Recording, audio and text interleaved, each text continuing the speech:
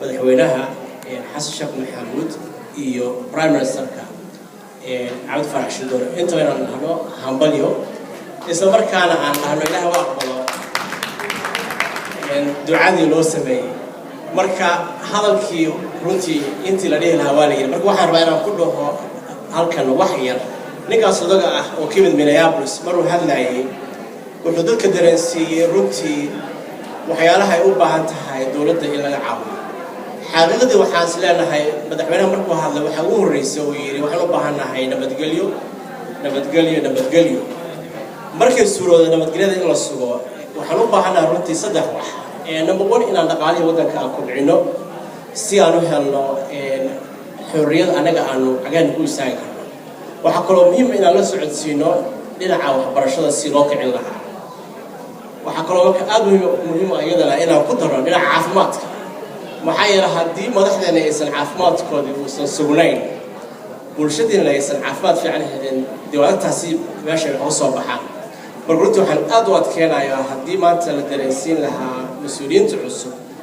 markii xasiliyaan ammaanka xaqiiqdu waa inay ku bilaabaan si loo kobcin lahaa dhaqaalaha waxbarashada iyo caafimaadka waxyaalaha runtii aan aad uga xumaado waxaa ka mid ah waxaa jira cudurro runtii aad u fudud oo qofka ama laga hortagi karo ama si fudud loo daaweyn karo si qofkii loo badbaadiyo naftiisii shalayto waxaan dhaho daraad oo khamiis ah anigoo fadhiya isbitaalka waxaan isoo wacday gabar nurse ah waxay ii sheegtay inay la kulantay nin Soomaali ah oo da'diisu tahay 55 sano ninka isaga ah nasiib xumo waxa haya kansar ku dhaca beerka waxay ii sheegtay 80% beerkiisa inay tahay mid u dhamaatay nasiib xumo wax rajo ah uu leeyahay ilaahtiisa waa meesheeda laakiin ma jirto markii la ogaaday ciladu waxay tahay infection uu keeno hepatitis B virus ninkaas condition jirka ah waa nin reer magaalo ah oo aqoon leh laakiin nasiib xumo weligiis iskaba baarin ama lagama baarin viruska la hepatitis B virus wuxuu leeyahay talaal haddii qofku uu soo marin la siin karo oo lagu hortagi karo marka runtii waxaan u baahanahay xaqiiqdii muhiim ah dadkana gudaha jooga shacabka ah iyo dadkana banaanka jooga inagoo runtii siinayna dawladda cusub taageero walba laakiin haddana waxaan anaga aan iska taxadirnaa insha Allah si aan u helno caafimaad buuxa haddii taas la helo dabcan dawladdeena way najixaysaa inagana guulaysanayna